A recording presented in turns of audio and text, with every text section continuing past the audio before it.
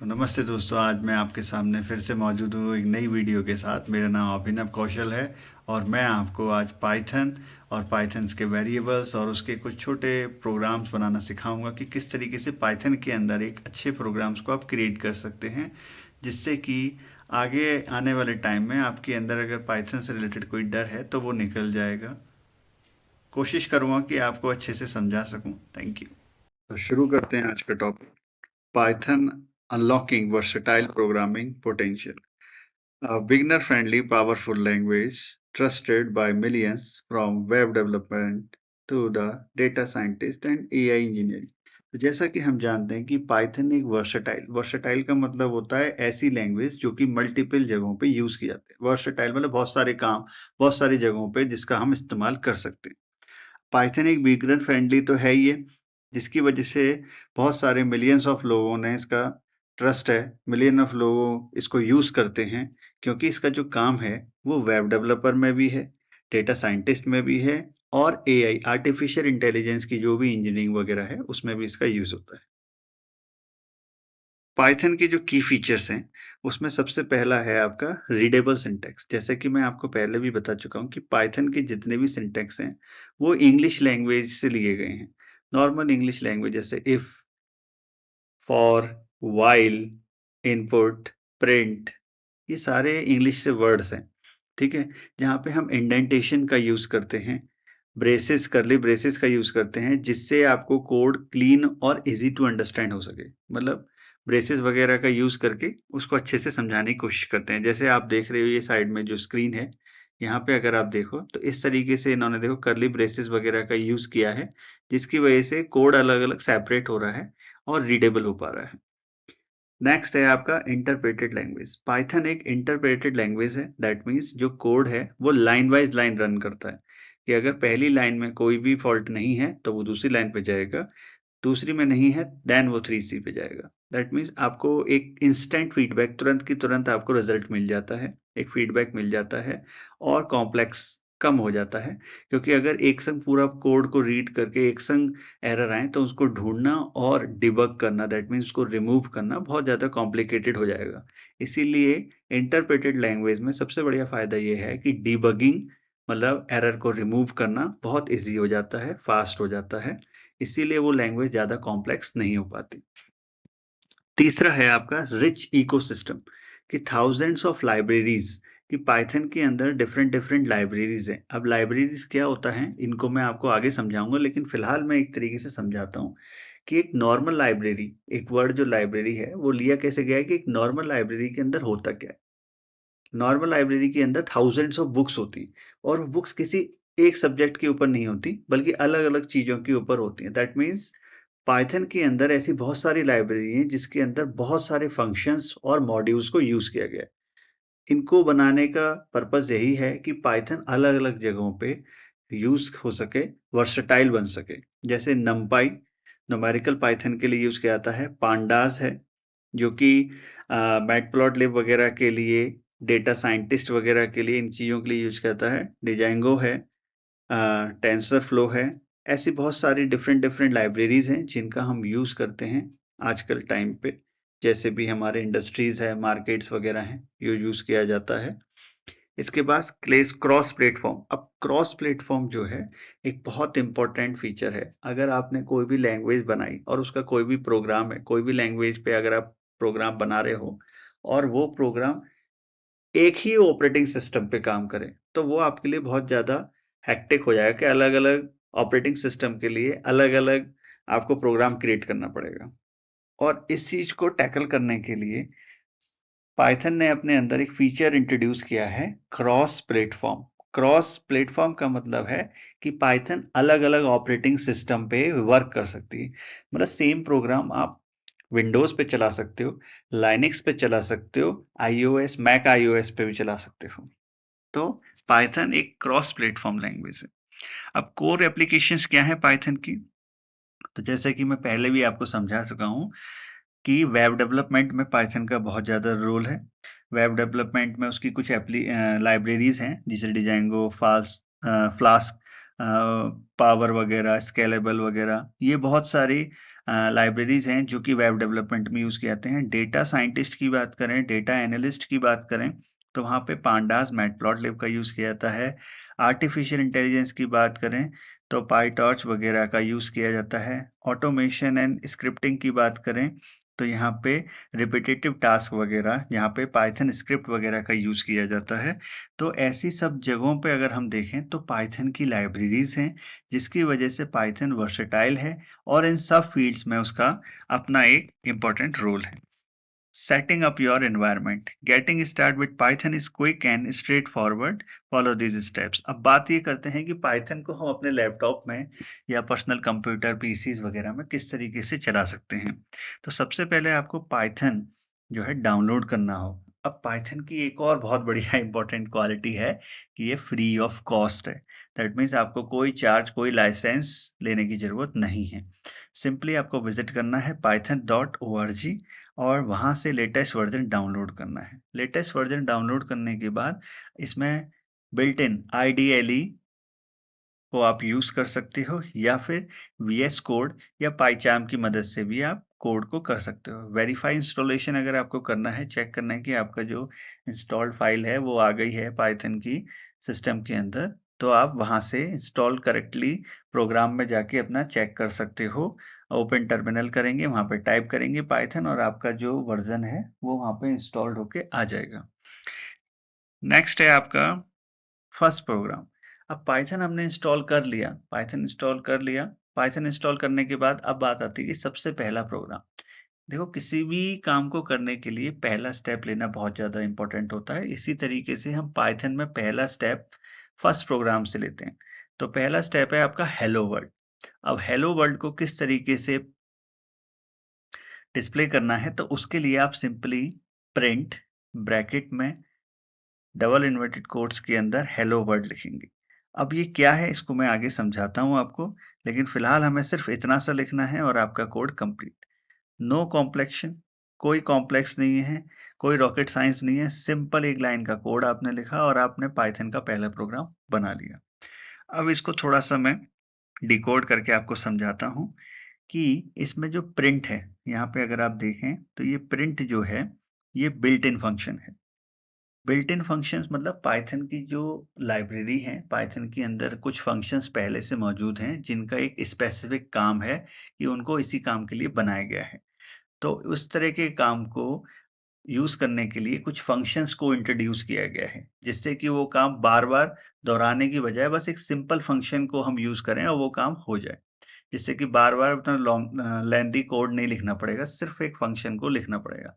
तो इसी तरीके से प्रिंट फ़ंक्शन का काम है डिस्प्ले करने का, मतलब जो भी चीज़ हम यूज़र को दिखाना चाहते हैं। तो हम यूज़र को क्या दिखाना चाहते हैं? Hello world. अब जो हेलो वर्ल्ड है, जैसे इसको आपने इन्वर्टेड कोमा के अंदर रखा, तो ये बन गया स्ट्रिंग। स्ट्रिंग मतलब टेक्स्ट।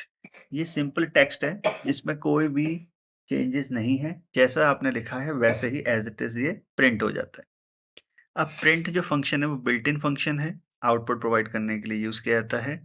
स्ट्रिंग सिंगल कोट्स या double quotes, single invert comma या डबल इन्वर्ट कॉमा में कैसे भी आप लिख सकते हो, वो स्ट्रिंग ही कहलाएगी। और आउटपुट रन दिस कोड, जैसे आप इस कोड को रन करेंगे आपको आउटपुट मिल जाएगा हेलो वर्ल्ड के नाम से। अब बात करते हैं पाइथन का नेक्स्ट इंपॉर्टेंट टॉपिक है वेरिएबल्स और डेटा टाइप्स। कि वेरिएबल्स क्या होता है। तो variables store the data. Variables क्या करते हैं?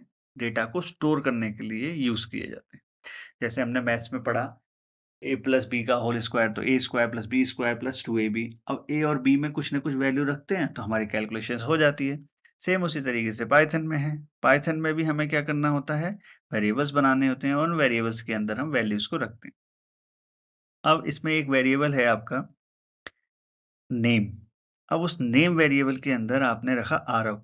तो आरव क्या है? आरव एक स्ट्रिंग है। तो ये आपका क्या हो गया? एक तरीके का डेटा टाइप। उसी तरीके से एज इक्वल टू 21। एज क्या है? एक वेरिएबल है और 21 क्या है? इंटीजर।